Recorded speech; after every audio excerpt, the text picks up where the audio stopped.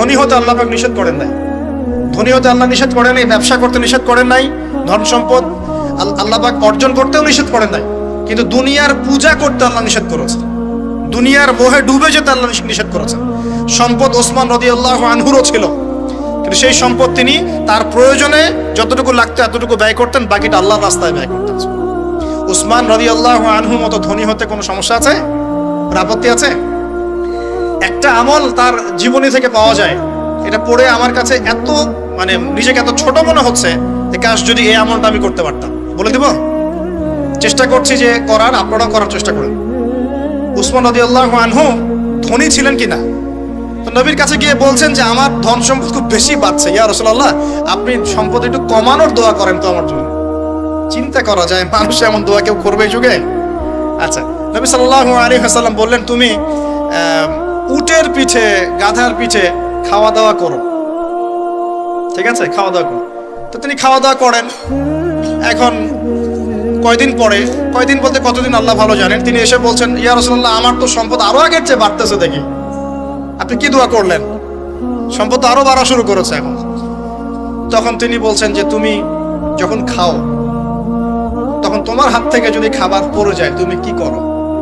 তখন তিনি বলেছেন আমি আমার হাত থেকে খাবার যদি পড়ে যায়, একটা দানাও যদি পড়ে যায়, আমি উটের পিঠ থেকে নেমে সেই খাবারটাকে তুলে পরিষ্কার করে তারপর খাই।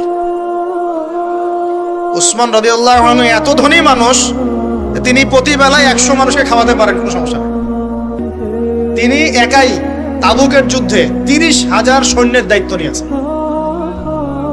30,000 সৈন্য 3 মাস যাবে, যাত্রা বিরতি করবে, খাবে দাবে, তাদের ঘোড়া অস্ত্রশস্ত্র সব দায়িত্ব একজন ব্যক্তি বহন করেছেন, উসমান রাদিয়াল্লাহু আনহু। কত বড় ধনী আপনি চিন্তা করেন। উনার মতো ধনী কোনো পররাষ্ট্রমন্ত্রীও নাই পৃথিবীতে, এখন কোনো বিশ্ব নেতাও নাই ওনার মতো ধনী, এখন কেউই নাই। আর উনি কিন্তু তার এই ধন সম্পদ সুদের মধ্য দিয়ে অর্জন করেন নাই, তার ধন সম্পদ দুর্নীতির মধ্য দিয়ে অর্জন করেন নাই, তার ধন সম্পদ তিনি কিন্তু এই যে অন্যের সম্পদ অন্যায়ভাবে দখল করে অর্জন করেন নাই। তিনি সম্পদ অর্জন করেছেন বৈধ পন্থায়, হালাল ব্যবসা করেছেন নাকি না? এই যে আমল, তো নবীজি বলছেন যে তোমার আমল যদি এমনই হয় তাহলে তোমাকে আল্লাহ পাক সম্পদ দিবে না, কাকে সম্পদ দিবে? তুমি আল্লাহ পাকের যে সম্পদ, রিজিকের যে শুকরিয়া আদায় করো, কৃতজ্ঞতা প্রকাশ করো যে আল্লাহ আমাকে ভালোবেসে রিজিকটা দিয়েছেন, আমার হাত থেকে পড়ে গেছে, আমি তুলে খাই। এই যে আল্লাহ পাকের নেয়ামতের প্রতি তোমার যে শ্রদ্ধা, সম্মান, এর শুকরিয়া স্বরূপে আল্লাহ পাক তোমাকে এরকম সচ্ছল বানাই দিচ্ছেন, আর তো কিছু করার নাই। তো উসমান রাদিয়াল্লাহু আনহুর মতো ধনী হতে কোনো সমস্যা আছে? তিনি কৃপণ ছিলেন না, তিনি আল্লাহ পাকের নেয়ামতের শুকরগুজার ছিলেন। ভুল ব্যাখ্যা নেবেন না, তিনি আল্লাহ পাকের নেয়ামতের শুকরগুজার ছিলেন। আমরা আল্লাহ পাকের নেয়ামতের শুকরিয়া আদায় করবো ইনশাআল্লাহ, এবং যা রিজিক আল্লাহ আমাদেরকে দিয়েছেন এতে সন্তুষ্ট থাকবো ইনশাআল্লাহ, এবং হালাল ভাবে চলার চেষ্টা করব। আল্লাহ পাক আমাদেরকে ধন দিলে সেই ধন সম্পদ যতটুকু আমার পরিবারের জন্য প্রয়োজন, বাড়তিগুলো আমরা আল্লাহর পথে দান সাদাকা করবো ইনশাআল্লাহ। আল্লাহ পাক আমাদের সবাইকে আল্লাহর রাস্তায় দান করার তৌফিক এনায়েত করুন, আমিন। সমাজ কল্যাণমূলক কাজ করেন না, জনসেবা করেন, মানুষের সেবা করেন, মানুষের কাছে থাকেন, সোশ্যাল ওয়ার্ক করেন। এই যে অ্যাসোসিয়েশন আছে না, কিছু সামাজিক নন পলিটিক্যাল নন প্রফিটেবল কিছু ফাউন্ডেশন থাকে না, মানুষের কল্যাণে কাজ করেন, ইফতারের প্রজেক্ট করেন সামনে, ঠিক আছে। তারপরে শীত বস্ত্র হয়, তারপরে যে ত্রাণ রিলিফ, মানুষের কল্যাণ, বৃক্ষরোপণের কাজ, তারপরে আপনার এই যে রক্তদান কর্মসূচি, এই টাইপের যে ভালো ভালো কাজ, সমাজ কল্যাণমূলক কাজ, এই সমাজ কল্যাণমূলক কাজগুলো করলে মনটা বড় হবে ইনশাআল্লাহ। ভালো কাজে ব্যস্ত থাকবেন, আপনি দেখবেন মাথার মধ্যে শয়তানি নাই। যখন মানুষের কাজ নাই, সারাদিন অলস বসে থাকে, মাথার মধ্যে দুনিয়ার শয়তানি করে করে। আল্লাহ পাক আমাদের সবাইকে ভালো কাজের সাথে থাকার তৌফিক দান, এবং ভালো কাজে একে অপরকে সহযোগিতা করার তৌফিক দান। নিজেকে ভালো কাজে ব্যস্ত রাখেন। দান সৎকার করলে কখনো টাকা কমে যায় না, মনে রাখবেন। দান করলে কোনোদিনও টাকা কমে যায় না। আপনার দানের টাকা ঘুরে ফিরে আপনার কাছে আসবে, বুঝতে পারছেন না? আপনার দানের টাকা ঘুরে আল্লাহ আপনার কাছে ফিরাই দিবে। কিভাবে ফিরাবেন সেটা আল্লাহর দায়িত্ব। আমি কি বুঝাবো কিভাবে ফিরাবেন? বুঝবেন, একটু বোঝার চেষ্টা করবেন। অর্থনীতি কিন্তু কঠিন, সহজ করে বোঝানোও কঠিন, সবাই সহজ করে বোঝাতেও পারবে না। আমি একটা পয়েন্ট খালি বুঝাই আপনাদেরকে, বোঝেন চেষ্টা করেন। মনে করেন আপনাদেরকে অর্থনীতি বুঝাই, এগুলো আমাদের সাবজেক্ট ছিল, আর তখন আমরা আসলে অর্থনীতি কিছুই বুঝতাম না। তারপরে যখন কোরআন হাদিস পড়া শুরু করলাম তখন দেখলাম যে ও আচ্ছা, ব্যাপার তো খুব সহজ। সহজ জিনিসটাকে এত কঠিন করা হয় কেন? দেখেন কিরকম, মনে করেন একটা বাজার, আপনাদের এখানে বাজার আছে কি? আচ্ছা, এই বাজারের মধ্যে ধরেন 100 ব্যবসায়ী আছে, আর ব্যবসায়ীরা ব্যবসা করে। আল্লাহ পাক ব্যবসা হালাল করেছেন না হারাম করেছেন? হালাল ব্যবসা। ব্যবসায় একটা 10 টাকার পণ্য আপনি চাইলে 30 টাকা, 40 টাকা, 50 টাকা, 100 টাকা বিক্রি করতে পারবেন কি না? পারবেন। মার্কেটের একটা ফিক্সড প্রাইস থাকে, মার্কেট প্রাইস, এটাকে বলে মার্কেট প্রাইস, যে একটা দাম নির্ধারণ করা হয় যে আমরা এই দামে সব সেল করবো, তাই না?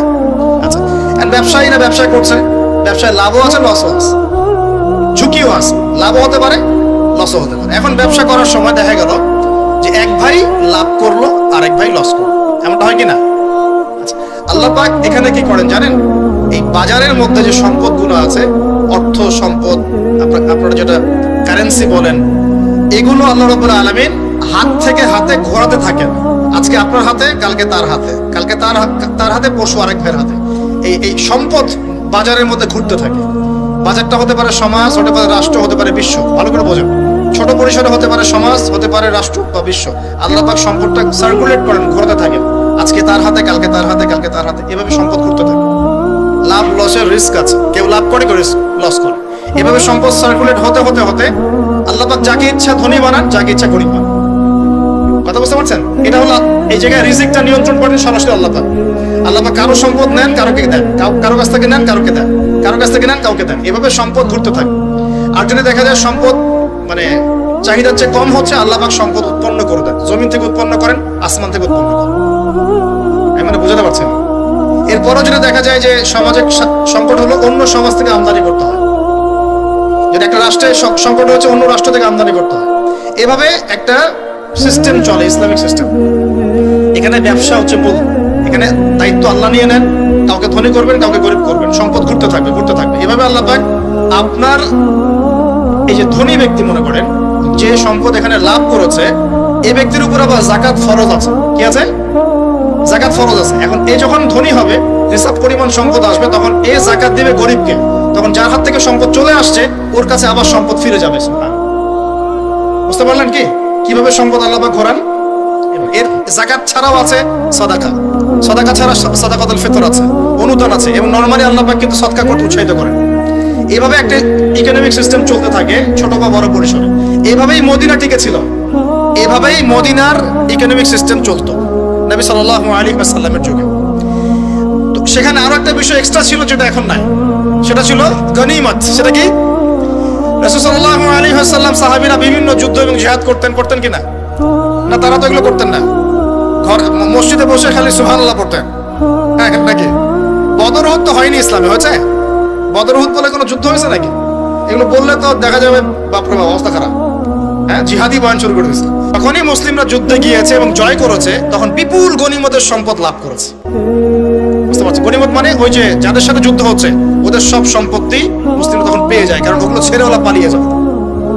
এটা এর মধ্য দিয়ে মুসলিমরা ব্যাপক সচ্ছলতার মুখ দেখেছিল। খায়বারের যুদ্ধ জয়ের মধ্য দিয়ে মুসলিমরা প্রায় 1/3 সম্পদ পেয়েছিল আরবের মধ্যে। জাজিরাতুল আরবের 1/3 সম্পদ শুধু খায়বার যুদ্ধ জয়ের মধ্য দিয়ে লাভ করা হয়েছে। ওইটা তো নাই, এখন ক্লোজড। আমি ওগুলো বাদ দিয়ে এই সিস্টেমগুলোর কথা বললাম, সাদাকা, ব্যবসা ইত্যাদি ইত্যাদি। তার মানে ইসলামিক ইকোনমিক সিস্টেমের মধ্যে আল্লাহ পাক সম্পত্তি নিয়ন্ত্রণ করছেন এবং কাউকে ধনী বানাচ্ছেন, কাউকে গরিব করছেন। সম্পদ হাতে হাতে ঘুরছে, যে ধনী সে আবার যাকাত দিচ্ছে, তখন গরিবের কাছে ধনীর সম্পত্তি চলে আসছে।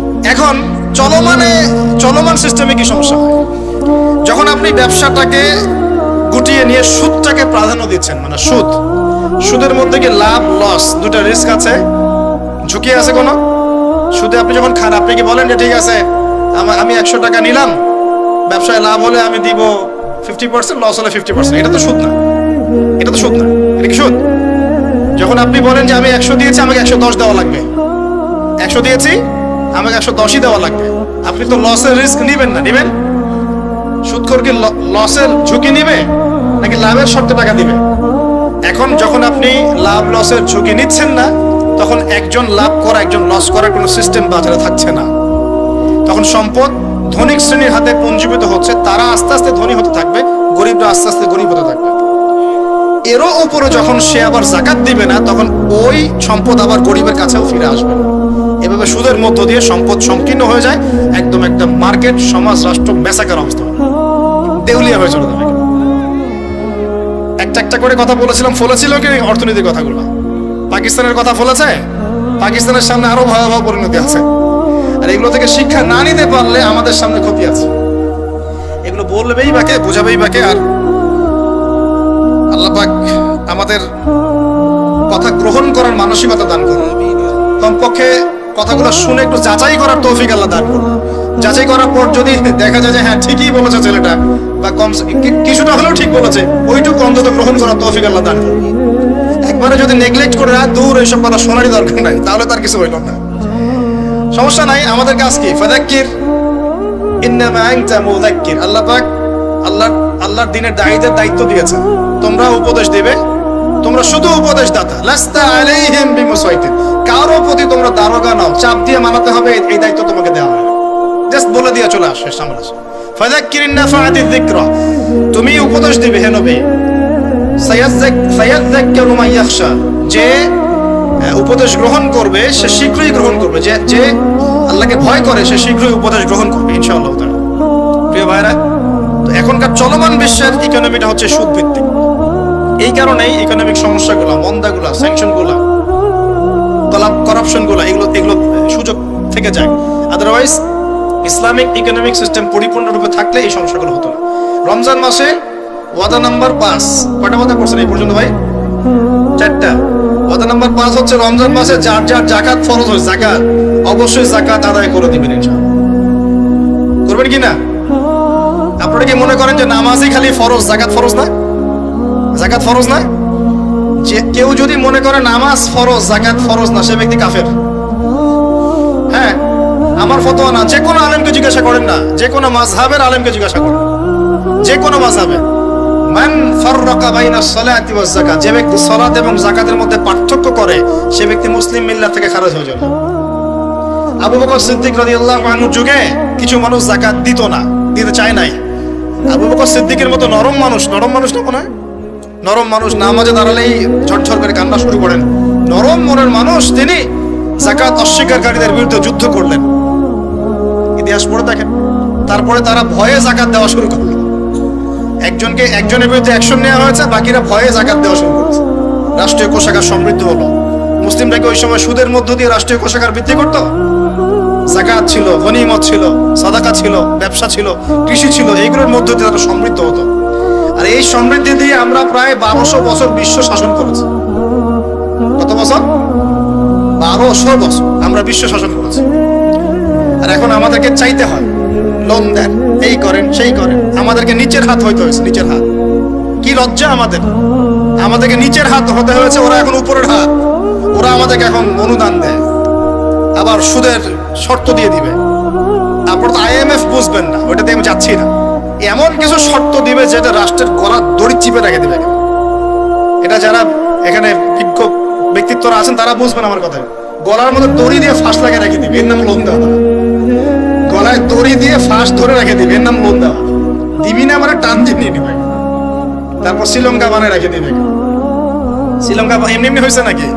ওর গলায় আগে রশি পরাইছে, নে তুই নে, এগুলো সব নে। রশি আস্তে আস্তে টান দিছে দিয়ে এক পর্যায়ে যখন দেখছে এ তো আর আমার কিছু শোধ করতে পারবে না, টান দিয়ে সব নিয়ে ঢুকতে হবে, দেউলিয়া শেষ নাই। শিক্ষা বিশ্ব বুঝতে হবে, কোরআন সুন্নাহ আল্লাহ পাক শুধু এই যে ঝাড়ফুঁক করার জন্য আর তাবিজ করার জন্য, হ্যাঁ, শুধু বরকত নেওয়ার জন্যই নাজিল করেন নাই। কোরআন এবং সুন্নাহ আল্লাহ পাক নাজিল করেছেন যাতে কোরআন সুন্নাহ দিয়ে আমরা চলমান সমাজের, বিশ্বের সমস্ত সমস্যাগুলোর সমাধান খুঁজে বের করতে হবে।